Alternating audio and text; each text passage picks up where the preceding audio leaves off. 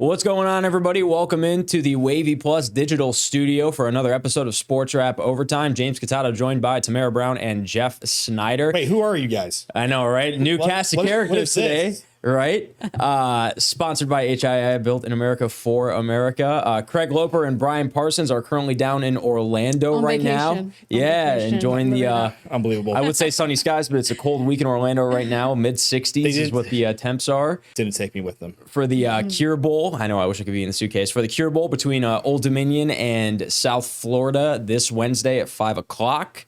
So obviously we're going to talk about the Cure Bowl, but we want to start off with the NFL and the Washington Commanders, who announced yesterday, I guess on Monday, that Jaden Daniels will be shut down for the remaining 3 games of the season, all against divisional opponents. The Eagles, the Cowboys, and Eagles again to close off the year. Marcus Mariota will take the snaps at QB because Jaden has been banged up this entire season. So folks, I think that's a very wise call for this team. Absolutely. You know, Jaden Daniels, he came back from the injury and then he hurt himself again. Yeah. And it was a pretty nasty looking dislocation of that elbow. Yeah. And surprised it was only a dislocation. They were very fortunate. It was non-throwing arm, but he has been banged up the first 2 years of his career now.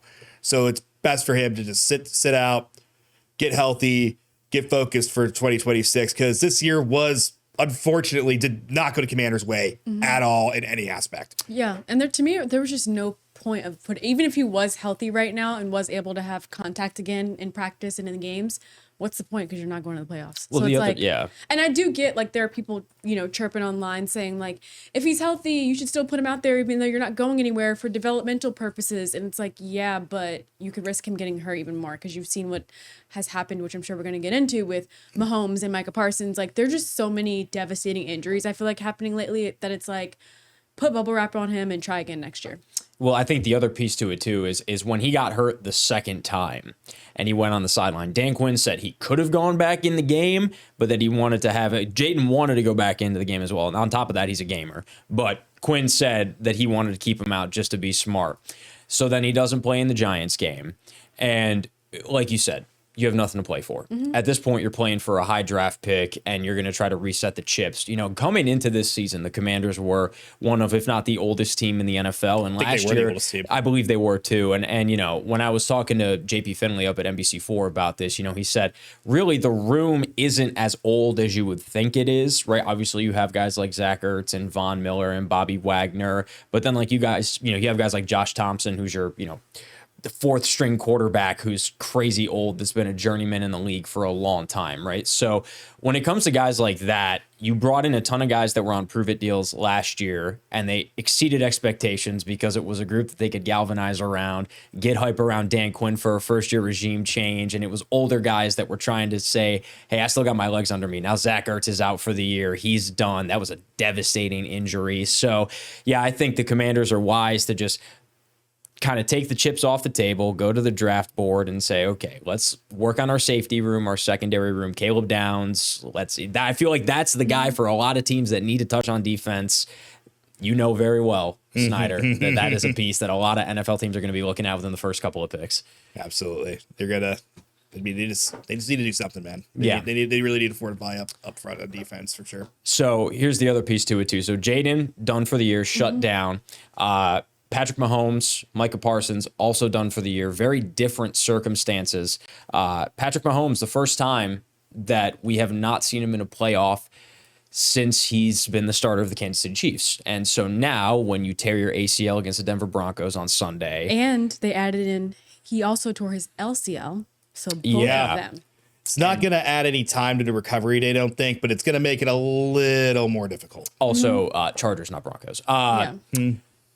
I thought it was interesting how he got the surgery done. The surgery is done already. The Chiefs put out a statement. And normally, I feel like the day after, a day and a half after you get the surgery done, I feel like that's super quick because of all the inflammation and everything that you have to wait to go down. So obviously, their timetable for him, they want him to be as back as quickly as possible because now, they've missed the playoffs for the first time in his tenure as a starter. I thought it was super interesting because this season, they've been in all of these one-score games just like last year, but the difference between this year and last year is that they lost all of them. Last year, they won all of them. And I feel like a lot of teams said, okay, they got lucky this year. They lost all of them and said, okay, this is what they deserve. They got to go kind of like similar to the Commanders. I'll go to you, Tamara. It's like, what do you do if you're the Kansas City Chiefs in this situation? What do you do if you're Travis Kelce? What do you do if you're the front office? I think they're going to have to go get him some help because, number one, I don't know if he's going to be the same player when he comes back from injury. That's number one. So I don't know if their current cast of characters, is Travis Kelce going to come back as well, is going to be enough for him next year. It wasn't enough for him this year offensively. And last year, a lot of people argued that it was the refs that won them a lot of those games. Yeah.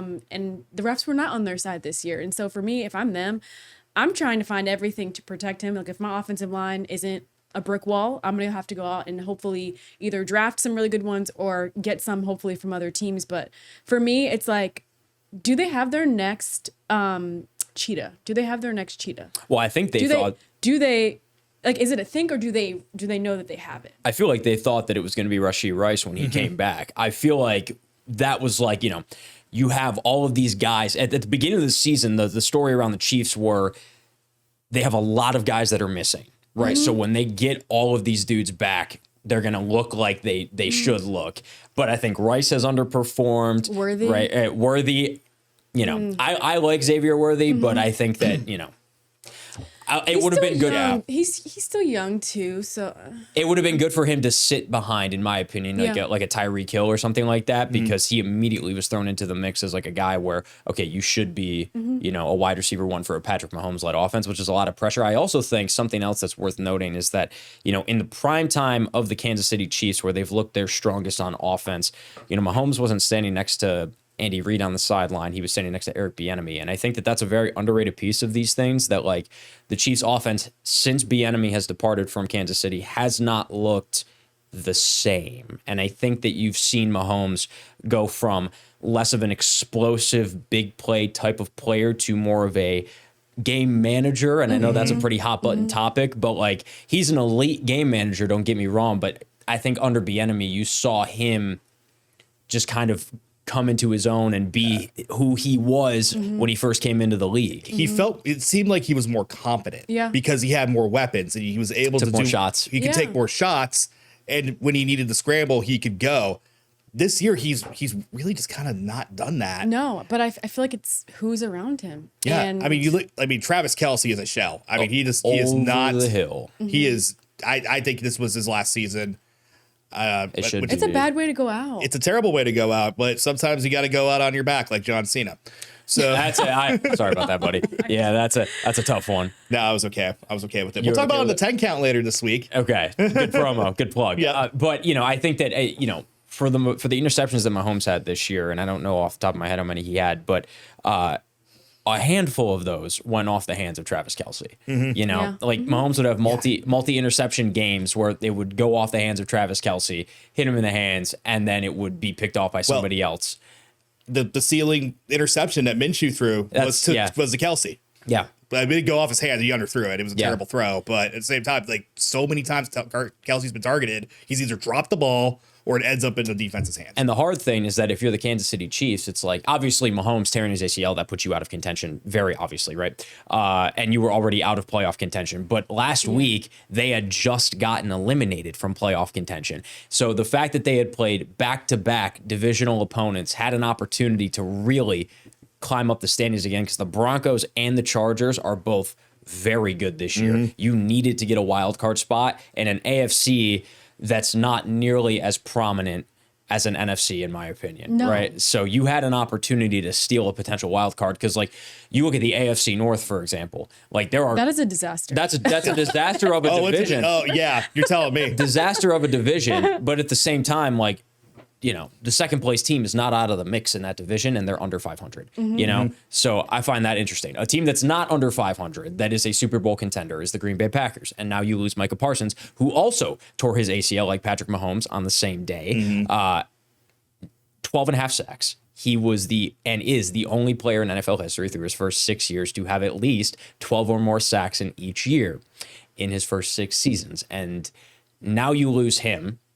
The Packers are still a very good team. Oh, yes. Even without Micah Parsons. And they've shown that, because in years past, they've still been a playoff team. They've still been a team that can beat you, especially if Jordan Love is playing like he's supposed to be playing. So I don't know. I think it's interesting, but I don't know how much it's going to kill Green Bay in the end. I do worry because I feel like he was kind of their missing piece to their defense. And Agreed. I feel like now when opposing teams play him, they don't have to be like, okay, we're going to double team him, which frees up all these other people on their defense. So for me, when I'm looking at the marriage of like the pass rush and then the defensive backs, it's like, are they going to be able to be as successful without him? Now that teams don't have to worry about double and triple teaming him, now it's kind of just not average, but it's different.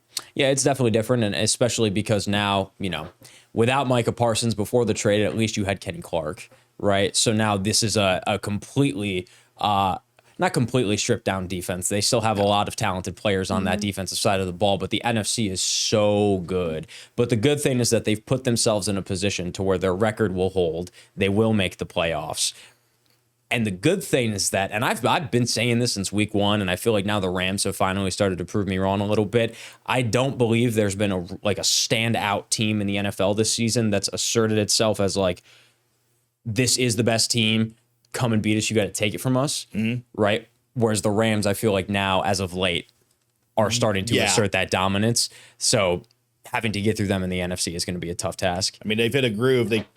They put up 41 on the Lions. That's crazy. It's crazy. I mean, the Lions defense isn't good outside of Aiden Hutchinson, but at the same time, the Rams have just hit a stride. You look at the Packers. The Packers, of course, still we're going to find out what that does to them. But the Bears, the Bears could be a big spoiler. Not a believer, but I watched the Bears-Browns game. I'm so sorry. I watched the Bears, but I've been watching more Browns football. Do you just want to see Myles Garrett break the record? No, I just want to watch Shedeur Sanders, if I'm being so honest. See, literally, everybody just it's like, they're not even going to the playoffs, but I want to watch Shedeur. I want to watch Shedeur Sanders. I was literally talking about this on my show, not another football show, but Good plug. Good plug. But it's like, from draft earlier this year, seeing him fall and everyone talk about him and just like the storyline be like, oh my God, he's supposed to be a first round pick. And then he went, dropped 4 rounds and all these things. And he's not getting any reps in training camp. And then he's not doing this, that. Are we going to see him? Now to finally see him, even though it means nothing and he's just playing with house money, I just want to see what he does with these last few games because they've already said he's starting the rest of the season. Like, does this mean this can carry over into training camp with him as QB1? Or even if it's like Deshaun Watson QB1 and him QB2, who knows? I left too. Who knows? Internally, I left. Who knows? I'm just like, I like where it's going. I don't know what that means for Dylan. Maybe Dylan will go elsewhere, but I think they trade Dylan. They're gonna have to. Yeah, they got to get rid of him. Yeah. I like the opportunities that Shedeur has, and I want to see what he does with them. I will acquiesce to you ultimately as the Browns fan in the room, but I have enjoyed watching Shedeur Sanders since their 9-4 year at Colorado, where they got blown out by BYU in the bowl game in the year that Travis Hunter won the Heisman. But when you have a quarterback who had performed so well in college, was so accurate, and I mean, I was excited to see him. Yes. And I think that for the people who bashed him, I did not mean for this to turn into a Shedeur Sanders conversation, but I'm down for this. All right. For all of the people that bashed him on his performance against Chicago in Week 15, okay, he had 3 interceptions. The first one, not great. No. Not a good pick. The second pick, Jerry Jeudy hit it right in the numbers. Yep. Hit Jeudy right in the numbers, and then credit to Jalen Johnson. That was an incredible job by him to rip it out of Jeudy and get an interception. Third one, all right, whatever. Yeah, it's the end of the game. For me, mistakes are going to happen. You're a rookie. Because think about like Josh Allen, his first year, not pretty. Well, and that's the other thing too. Not pretty. They love, and when I say they, I mean the networks during broadcast. Like they love putting Josh Allen's throwing mechanics when he came out of Wyoming and comparing it to now and how much he's improved since then. So much better. With Shedeur Sanders, he's already come in with really good technical skill, and he's accurate. He's decisive. Yeah. Well, maybe not decisive. He has like the so longest pocket presence in the NFL. Pretty much. He has to scramble a lot. He does scramble a lot, and he does drift and sit in the pocket. But I was listening to this is the last thing I'll say about it. I was listening to a podcast about it, and somebody said, take the name off the back of the jersey for a minute and just evaluate him as a 5th round draft pick. Right. And although I don't believe he was a 5th round draft pick, Mel Kiper going into this year's draft, I believe had him as the number 2 QB on the board. Yeah, he did. Right behind Cam Ward. So take the jersey off the back, or take the name off the back of the jersey and evaluate him as a 5th round quarterback. He's been fine.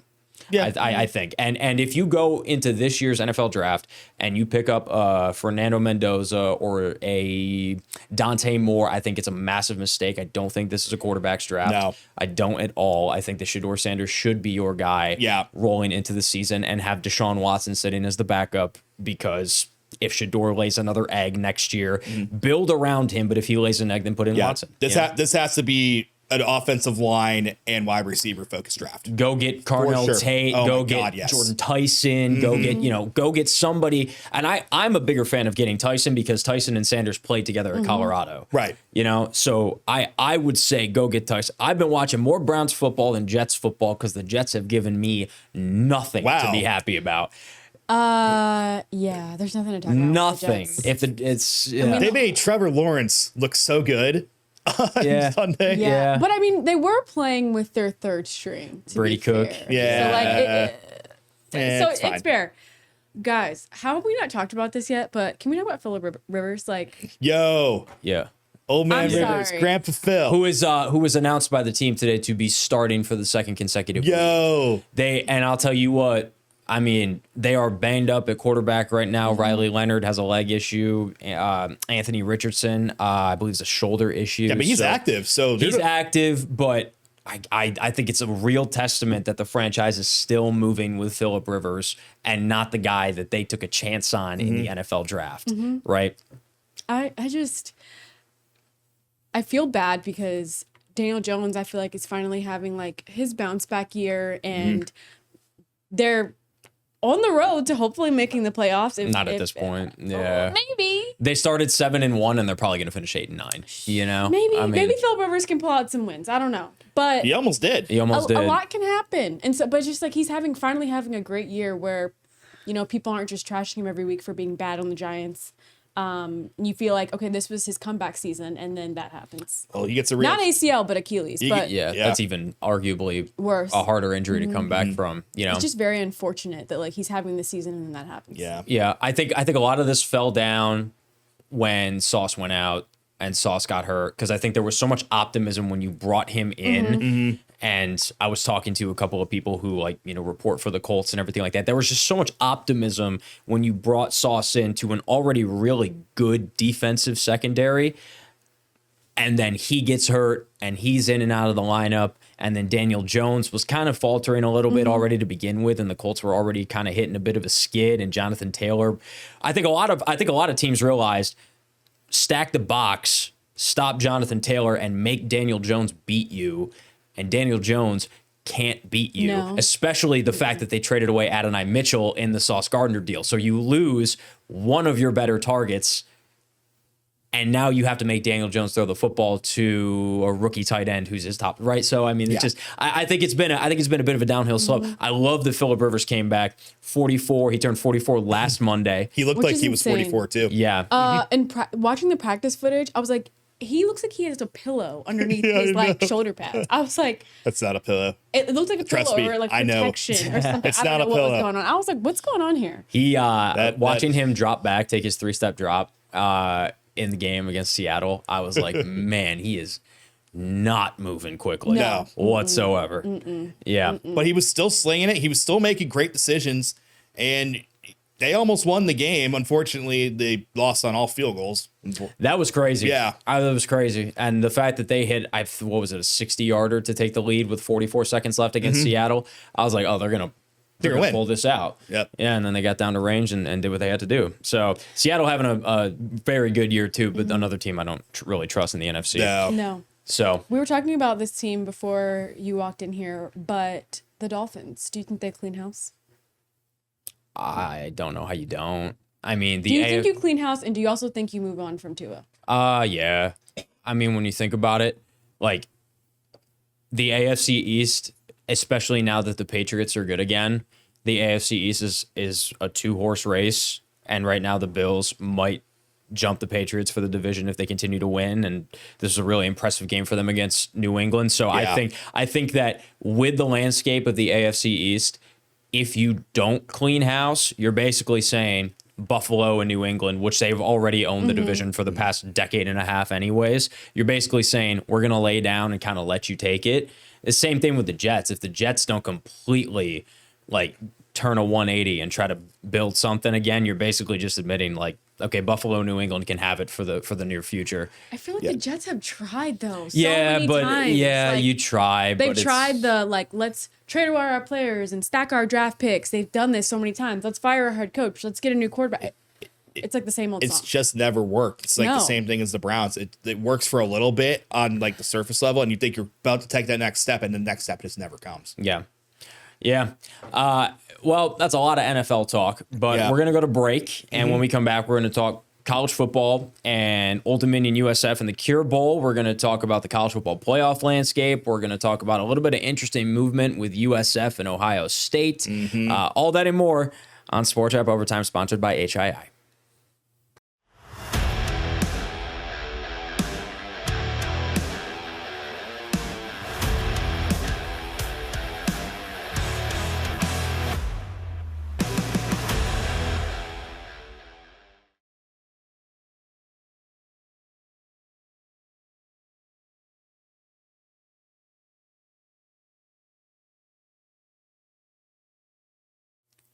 Welcome back to Sportswrap Overtime. James Catato, Jeff Snyder, Tamara Brown took a step out for a little bit, but Sportswrap Overtime back in your lives, sponsored by HII, built in America for America. Well, that's two of us. Well, Tamara's gone. Yeah, sad. I hit the wrong thing. It's okay. It's and I all hit the good. wrong button again. Here we go. And there we are. So we are talking college football. We talked NFL all in the first 20 minutes of the show. Now we're talking college football. Old Dominion taking on South Florida in the Cure Bowl on Wednesday at 5 o'clock at Camping World Stadium in the city, beautiful Orlando, Florida. So Craig Loper, Brian Parsons down there right now, getting all the coverage with Ricky Ronnie, who just signed a contract extension, getting interviews with the players. They're doing a charity event on today, which would be Tuesday. And then they're going to the Magic Kingdom or Epcot. I don't know. Yeah, they're doing a ton of active. The band's going to SeaWorld and all this stuff. So there's some pretty good coverage already up on Wavy.com and the Wavy YouTube page, but go check that out if you haven't. A lot of fun stuff that Craig and Brian are doing right there in Orlando before the game and the build up to the game. But in terms of this game, I think the main touch point is the fact that Old Dominion and South Florida are both without their starting quarterbacks for this game. And if that doesn't epitomize what the current state of bowl games, non-college football playoff bowl games are in 2025 going into 2026, Jeff, I don't really know what does. Well, we saw it the other night with the is this us? No, hold on. I got you. Yeah, Be patient with us, folks. gotta be patient with us because we're not. I'm not used to just having two of us here. I know. So There's a lot going on. let me fix some stuff and get this video up. We're good. But the we saw it the other night with the LA Bowl, right? The LA Bowl had like no one there. Yeah. No one cared about the Los Angeles Bowl. Will people care about the Cure Bowl? I hope so, for a good cause. But on the whole, like, it's a 5 o'clock game on a Wednesday. Yeah. People are still working. This isn't holiday week yet. It's also a tough travel for Old Dominion fans to Yes. get to in comparison to the Myrtle Beach Bowl, which they've been able to come out in droves for because Yeah. it's significantly closer. So it's probably going to be a USF dominated crowd. Of course. Because they're based in Tampa. So Yeah. that's not very far from Orlando. In the grand scheme of things, maybe a couple hours. If there even is a USF dominated crowd, right? Because I think that with the ultimate landscape of the bowl games, I got it a lot last year when I was previewing Minnesota and Virginia Tech in the Duke's Mayo Bowl. And I heard it a lot from Virginia Tech viewers and fans and accounts of I was breaking down the statistics between the two teams heading into the game. And on paper, Minnesota and Virginia Tech was going to be a fun game in Charlotte. And then everybody was in my mentions being like, nobody's going to be playing in terms of the stats that you just broke down. So all of these stats are irrelevant. We're going to see guys who we don't normally see anyways. Now, granted, I have heard from my coworkers and other people in the industry in this market that Old Dominion's team will be relatively intact outside of missing Colton Joseph. So that's a good thing. I honestly expected more people to hit the portal. But there's a really interesting situation happening right now with USF. Yes. And somebody who you know very well through Ohio State and a head coach to be. So why don't you walk me through what's going on with Mr. Hartline? Yeah, Brian Hartline took the USF head coaching job. It was actually kind of a surprise. We thought he'd maybe go to Penn State or somewhere bigger, but South Florida was a fit for him. He said it was a fit for him. And one of the stipulations of taking this job is that he still gets to coach Ohio State as the offensive coordinator through the college football playoff. At the same time, he's learning USF's building. He's coaching them in this bowl game. So he's working with two different teams, completely different teams at the same time.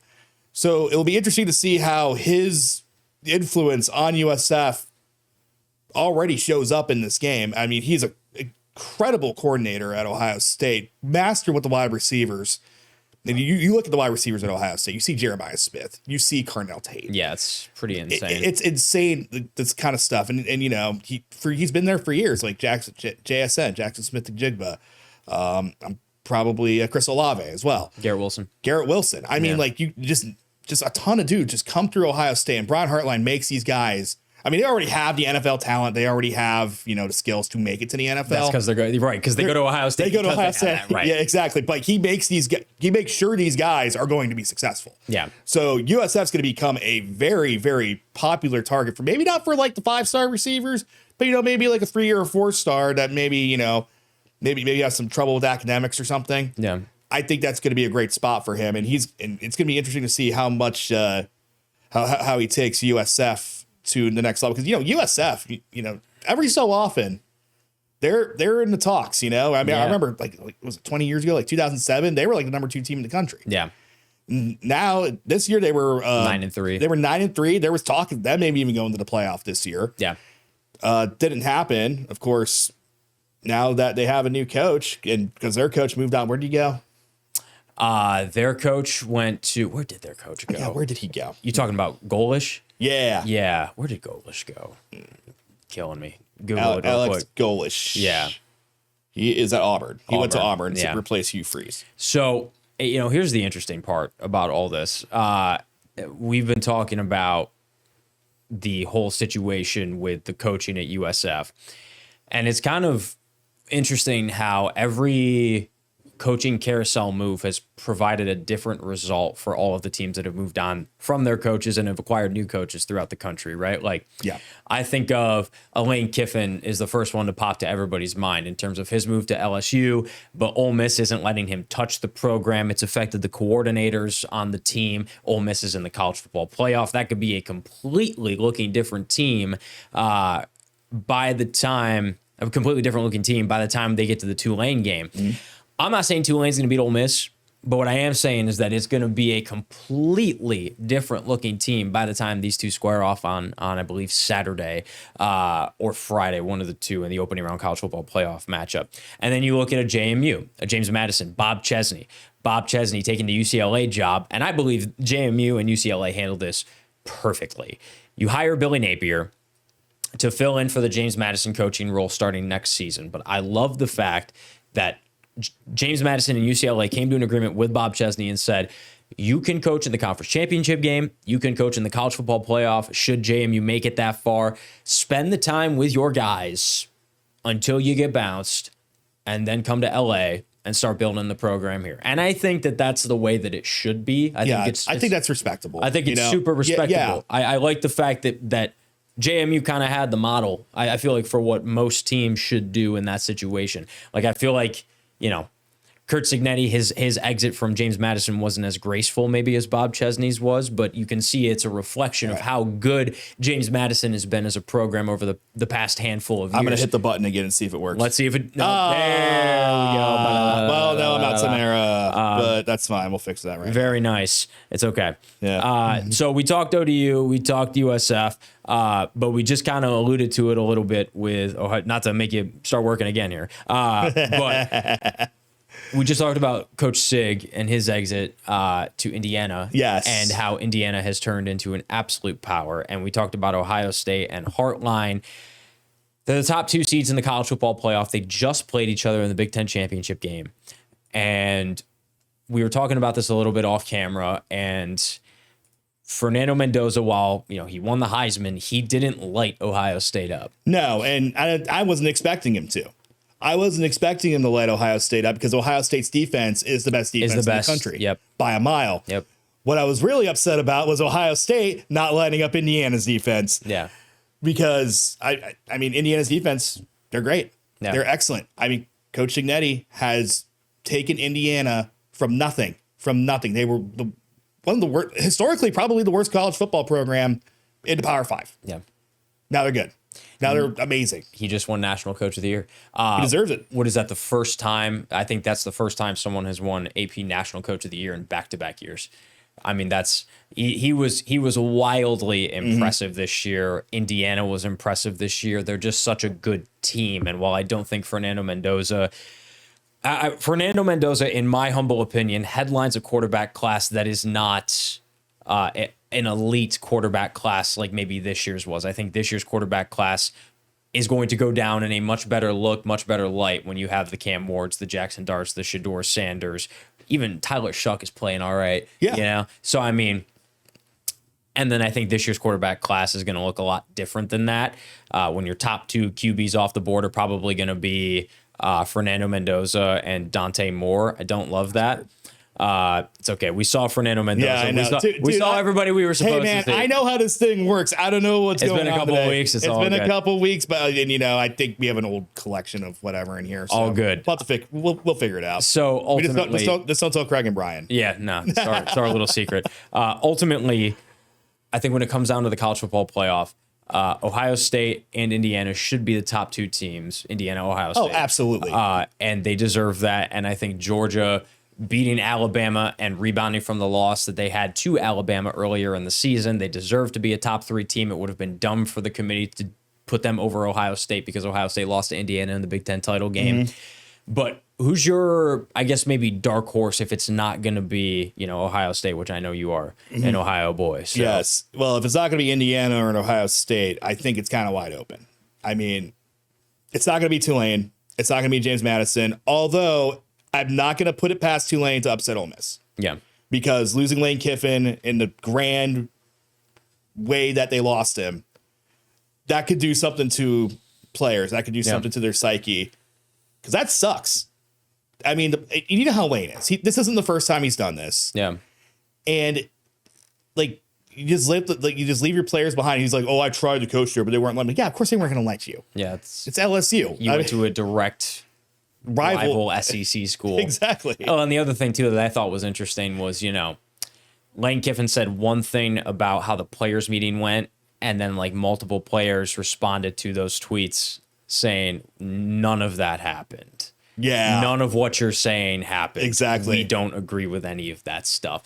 So I think it created a lot of drama in the Ole Miss space. Yeah. I mean, if they're able to go in and rattle off a couple, I would be very surprised. The winner of that Tulane Ole Miss game has a date with Georgia in the national quarterfinal, which I don't think would bode well for either program. Yeah, I think whoever wins this game is just going to their destiny in the Sugar Bowl. Unfortunately, because I'm always a fan of not having the semifinal be chalk, but I could see the semifinal be chalk and the top 4 teams that are already in the mix state the top 4 teams into the semifinal round. It could happen. Of course, it didn't happen last year when the first year the expanded playoff because Ohio State they did not get a bye in the first round. They ended up having to play Tennessee at home. Of course, they ran the table, thankfully. Yeah. And, made me a very happy boy for the first time in a few years. But, yeah, and another, what's that? Ole Miss is 17.5 favorite over Tulane. I can see Tulane covering that for sure. Yeah, for sure. And then you got Alabama and Oklahoma. To me, Alabama shouldn't even be here, but I like that matchup. I think Oklahoma could win that game. Yeah. I think Oklahoma could very well win that game. But if Alabama's on, they're always going to be a really good presence. Alabama's a 1.5 favorite. Yeah, I could see that. That's a pick'em game for sure. JMU and Oregon at Autzen Stadium. Our own Craig Loper, the former Duck himself. Yes. Oregon 21.5-point favorites on Monday. Yeah, it makes sense. I understand why everybody thinks that, but I'm going to make the bold prediction right now. James Madison is going to go to Eugene, and they're going to beat Oregon. They're going to win. They're going to beat Oregon. Bob Chesney is going to make a statement to his future Big Ten rival. I believe, listen, sue me. I've seen James Madison play in person this year, and granted, they played ODU. Yeah, who's good? Who's a good team who held Indiana. It was Fernando Mendoza's second lowest amount of passing yards in a game this entire season was against Old Dominion. That's awesome. So Fernando Mendoza did not score a touchdown. He did not have a passing touchdown against Old Dominion. It was one of the worst games that the Heisman winner has played this entire year. I'm just saying, anybody can play with anybody. I have not seen a second half team like James Madison this entire season. Well, yeah, they put the hammer down on ODU. They put the hammer down on ODU. It was 28-27 at halftime, and I believe it ended 63, maybe something like that. I can't remember. It was in the high. It was in the 60s. High 50s, low 60s. It doesn't matter. ODU got blanked in the second half. They got blown out in the second half, and Old Dominion was the second best team in the Sun Belt. And I also believe that Old Dominion was the second best team in the group of 5 behind JMU. I think that the American gets a lot of hype, and I get it. It's warranted. There was a lot of good teams in the American. It was a deep conference this year. But I think that James Madison was head and shoulders the best group of 5 team. I know that we would never know because they didn't play the American teams this year. They didn't play the Memphises, the Navies, the Tulanes, the North Texases, anything like that. So I know that we're not going to get that head-to-head of like a JMU going up against Drew Mestamaker in North Texas. But I think that JMU is by far and away the most balanced group of 5 team.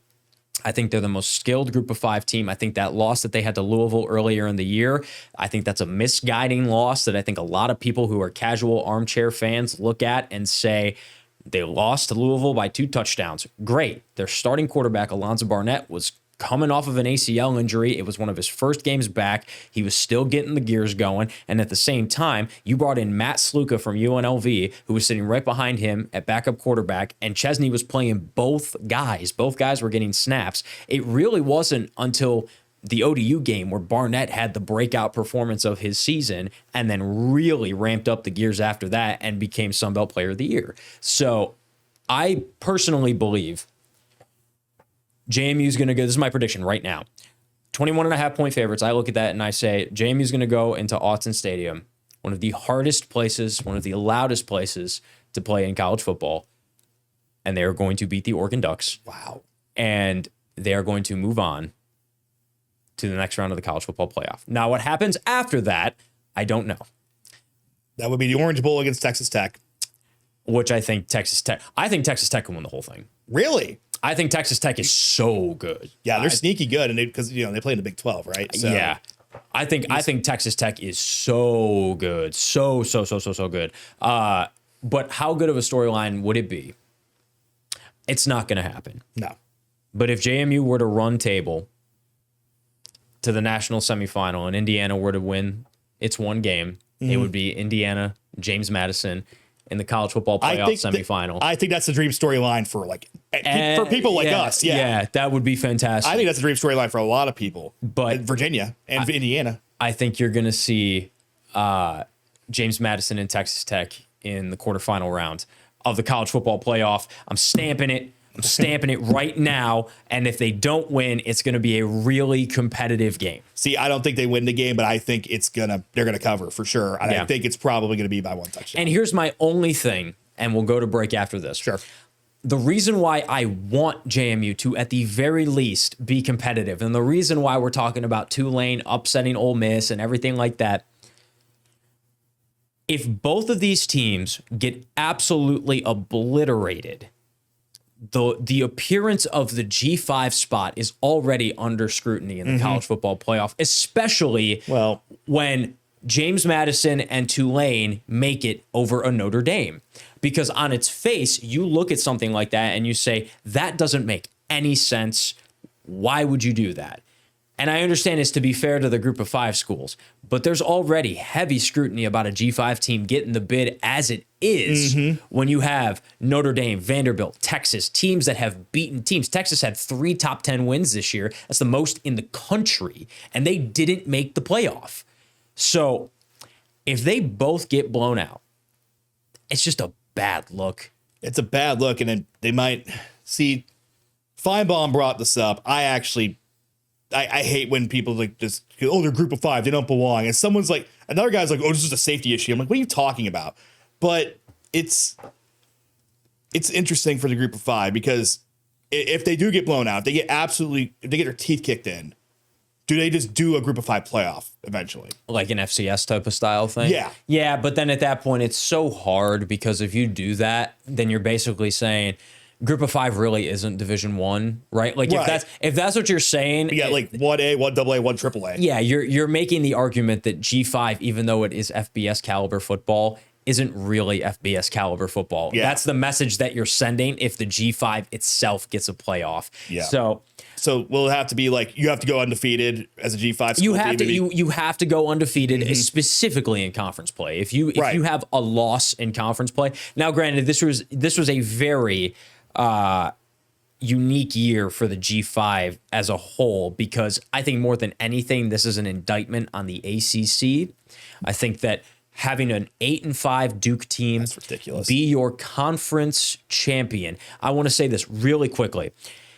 Did you know the whole reason why Duke made it to the ACC championship game in the first place was because the ACC has an advanced metric calculator, basically, where they do, okay, here's the top 3 ways of looking at tiebreakers, right? Because the ACC at the top end of the conference was a mess. UVA was in, they beat Tech, they were in, they clinched. Right. Then you had Duke and Miami. Right. And so you were looking at both of these because SMU lost to Cal, so that the SMU was done. Duke and Miami, you looked at tiebreakers. You looked at head-to-head comparison. Well, the ACC is such a massive conference, and you ditched divisions in the ACC. So now Duke and Miami didn't play each other. So let's go to the second common opponents. What happened in the common opponent games that you played? Well, they both shared the same results in the common opponents that they played within the ACC. So now you go to opponent winning percentage, which basically means all of the conference opponents that you played, the winning percentage of all of the conference games that you played combined is then the tiebreaker that's used. Syracuse and Boston College were the 2 last ranked teams in the ACC this year. Miami beat the brakes off of both Syracuse and Boston, they beat the brakes off of Syracuse. They didn't play Boston College, I don't believe.